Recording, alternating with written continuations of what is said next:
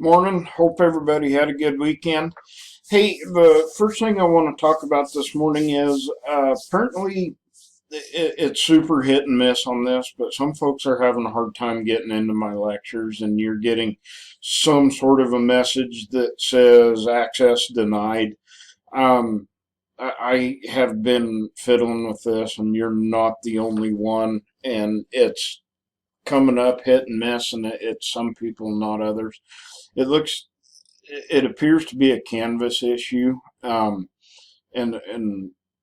more than likely it's something to do with an artifact left over from your browser. If you are having trouble, the first thing is please try using Chrome.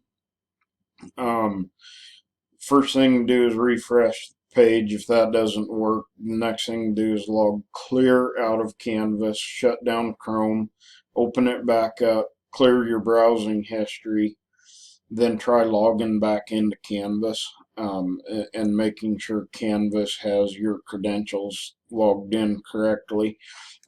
If not, email me and I'll fire the link that way. You also might be able to copy the link and then just drop that directly into YouTube and try it that way.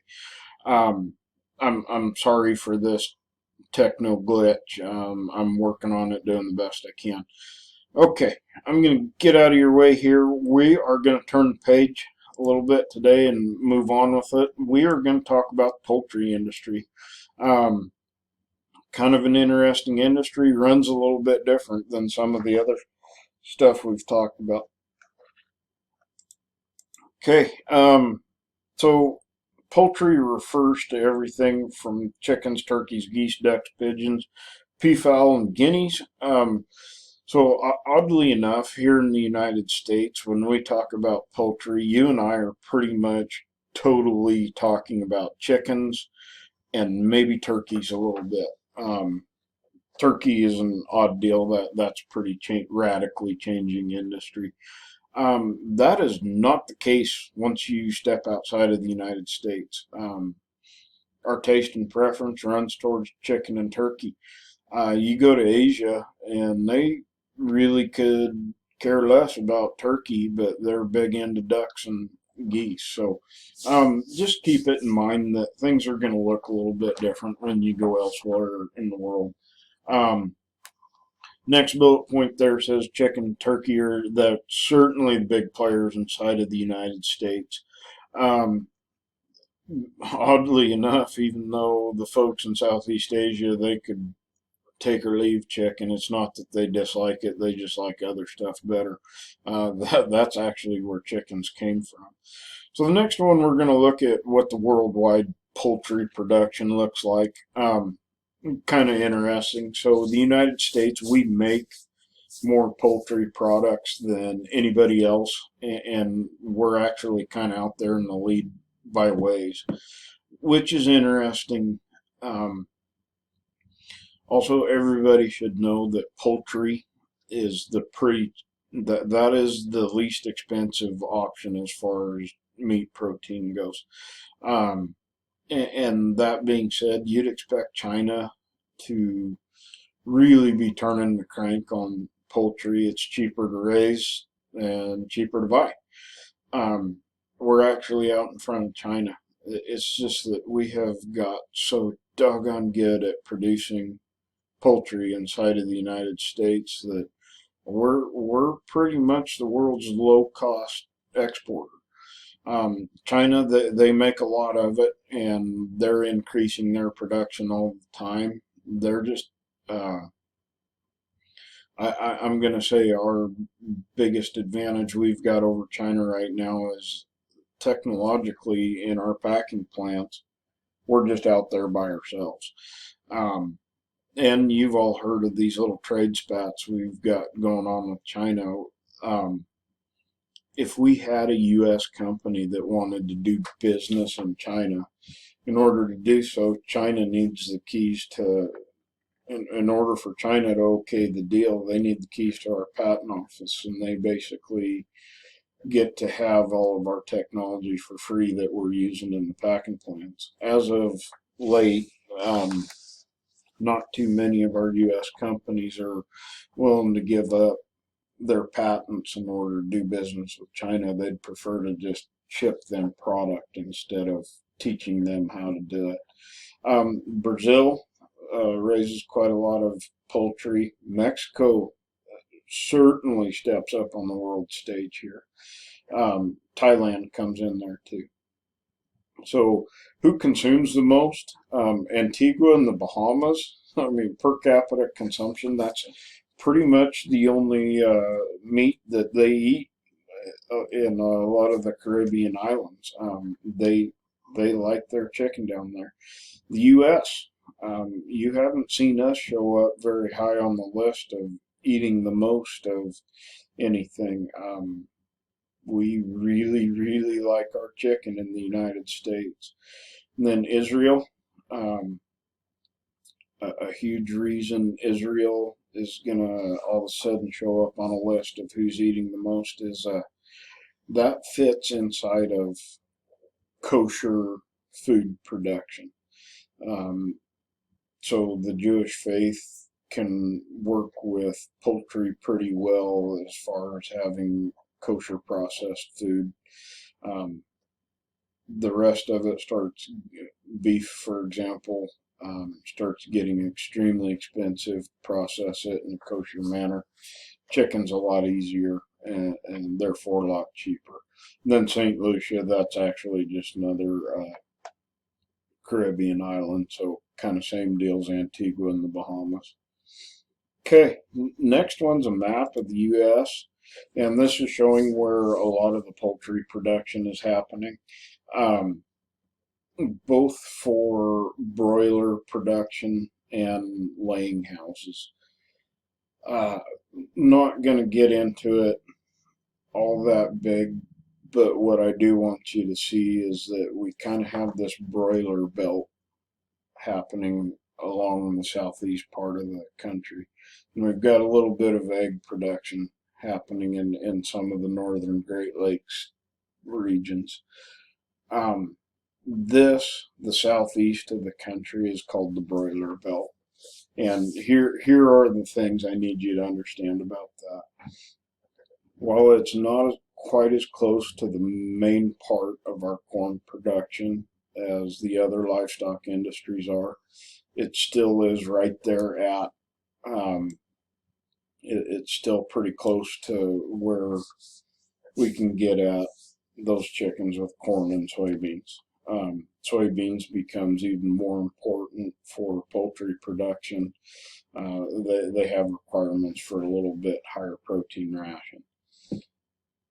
The other thing is right along with producing broilers and eggs, you must understand that chickens produce a lot of manure, and that manure needs to be dealt with.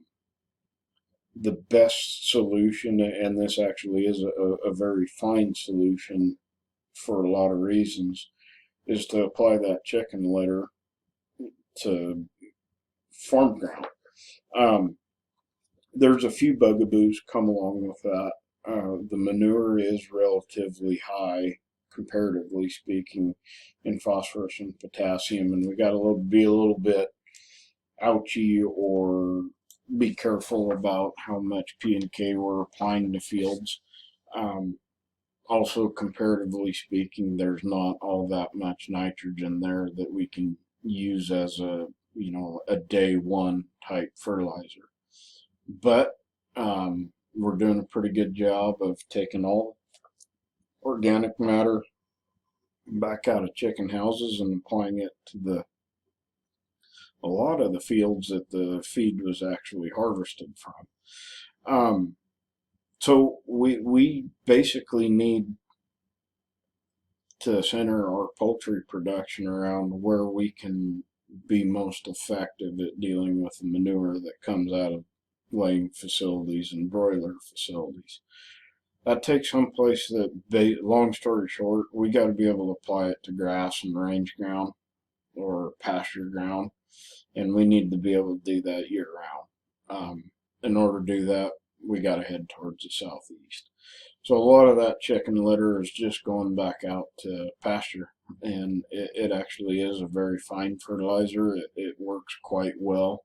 The tonnage and the freight on it is a bugaboo, but this is what we've got, and this is how we're making it work. So again, we've got this broiler belt, southeast part of the country, and you can see that's where most of the poultry production is happening.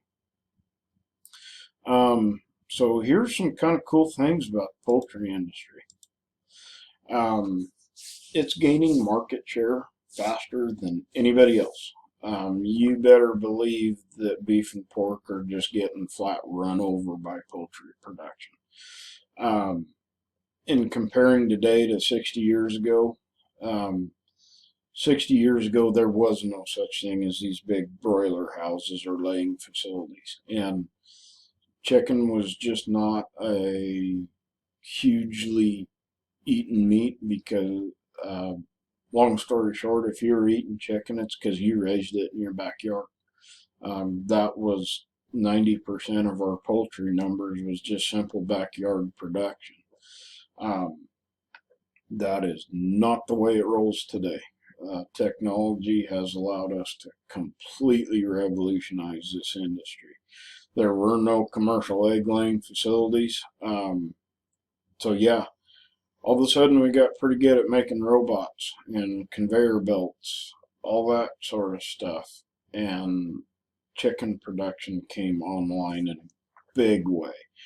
Um, if you look at raw tonnage that we can push through a facility comparing, say, beef to poultry, I can push through orders of magnitude more tonnage an hour in a poultry facility than I could even dream of doing in a beef plant. So, and it's because we don't have to have a person doing every task in a poultry plant. We can do a lot of this with mechanization.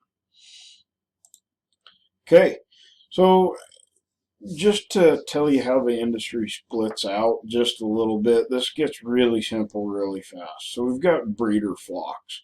There's not a whole lot of those in the nation. We don't need a lot. In point of fact, uh, each one of those hens in a breeder flock, we expect, better than 300 eggs a year out of her. So we can get a whole lot of reproduction out of not very many hens. Um, so they are the genetic contribution to the rest of the industry. It doesn't take a gob of them, and they are there to produce fertilized eggs that we're going to go ahead and incubate and send on out into industry. Now, some of those are certainly headed towards broiler production, and then other types of chickens are headed towards laying production. Um, we're going to use a different set of genetics for each. Doesn't take a rocket scientist to figure out why. When you go into Albertsons and buy a dozen eggs, you have a very, very narrow and certain set of expectations of what that dozen eggs is going to look like. And you're not alone in what you expect a dozen eggs to look like. Pretty much everybody has the exact same expectations. So the industry, we're making hens that make eggs like that. So pretty tightly controlled genetics. For all intents and purposes, we have lost 100% of the breed integrity. And by that I mean there is no such thing as a purebred chicken out in industry. The only purebred chickens there are around anymore are the ones you go buy at the local hardware store around Easter time to have in your backyard. Anybody else in industry is by all means using a crossbred chicken and taking advantage of hybrid vigor, and they're getting better and more production than you can even dream of with a purebred. One other possible little stop along the way is hatcheries. And a hatchery is exactly that. They probably don't even own the chickens. They didn't buy the eggs and therefore going to sell chicks. More than likely, these businesses are just simply service providers. They're set up and they're good at hatching chickens, and then they ship them on out to where they need to go. Then we've got a pretty big split, and it's one or the other. So you've either got the grower facilities, and those are just taking broiler chickens. They're going to grow them for between 8 and 12 weeks, depending upon what the market's calling for and how they're set up. And they get them up to processing size. They clean that barn out, get all the chickens out of it, then they clean it up, let it sit for 10 days, 2 weeks, do all their disease control measures, and then they fill the barn back up with chicks again, and it's just a cycle like that. And then you've got your laying houses, and just like the name would say, they're all about collecting eggs from hens. Those laying hens. So interesting thing about chickens is they go into a period in their life called a molt.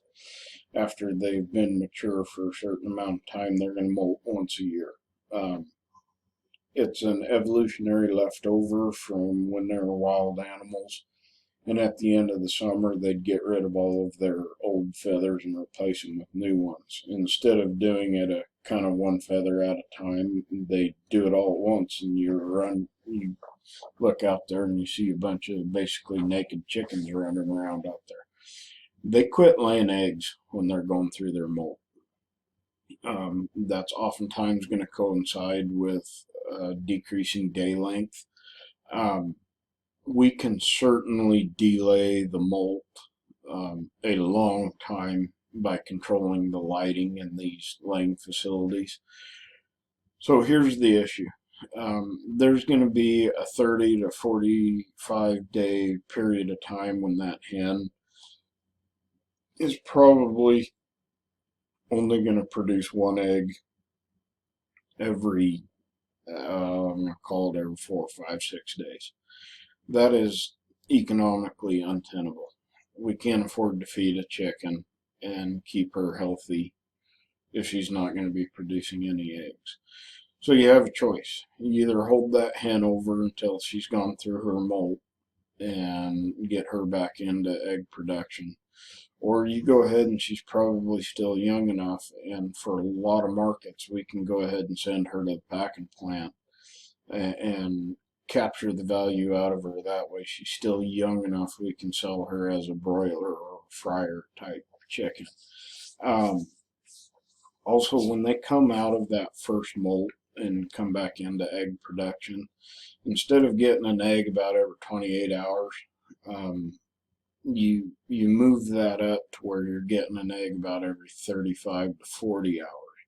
The egg is much larger, but you're not getting as many of them. The way our market works, in point of fact, I had to go do a little bit of grocery shopping yesterday, and for the first time in a long time, I saw Albertsons had jumbo eggs for sale, and they were big. I was duly impressed with how big a jumbo egg is. The thing about it is, it cost $1.50 a dozen more to buy those jumbo eggs than it did just the regular eggs you expect when you go to the grocery store.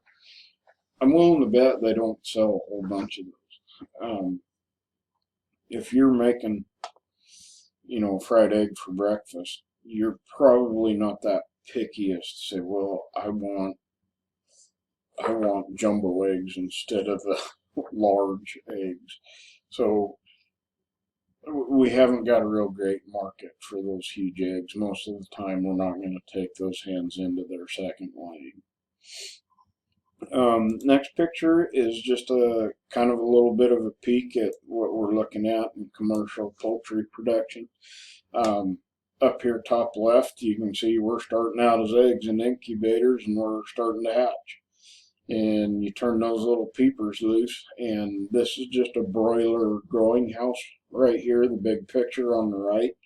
Just wanted to pause a moment and show you some of the stuff that's going on in that. These are obviously day or two old chicks when this picture is taken, but here's some of the things we got going on here. This is an automatic feeder. and it's dropping feed into those feeders that are appropriate for baby chicks, and there's also a separate feeder over here. Hanging off of this line right here, that's on a very precise grade and hung at a very precise angle from the ceiling. That's water, and it's a continuous flow water, so there's fresh water flowing past those baby chicks at all times. There's also, from these, they're also blowing hot air through there for absolute temperature control. We've got to keep those chicks pretty warm when they start out, and we can start letting the temperature drop down a little bit as they get older and start getting their permanent feathers in. So when they're small like this, we keep them fenced in tight. Helps maintain body weight of those chicks. We can also observe them a little bit better and make sure that we're keeping up with any health issues they've got. As far as that feed goes, wow, let me tell you, there has been an incredible amount of science and research that's gone into building rations for our poultry production. They have taken this so far as getting the diet correct for poultry, that they no longer are looking at total protein levels of a ration. They are looking at how much of an individual amino acid is present in each ration. They are so gnat's eyebrow on this that these poultry producers are quite literally going and seeking out a certain variety of corn to buy to grind up, put in their ration, because they know what the amino acid complement is going to look like in a given variety, and they know what supplements they need to add into the ration to get the absolute optimum growth out of these birds. It is truly incredible. A whole lot of health considerations there.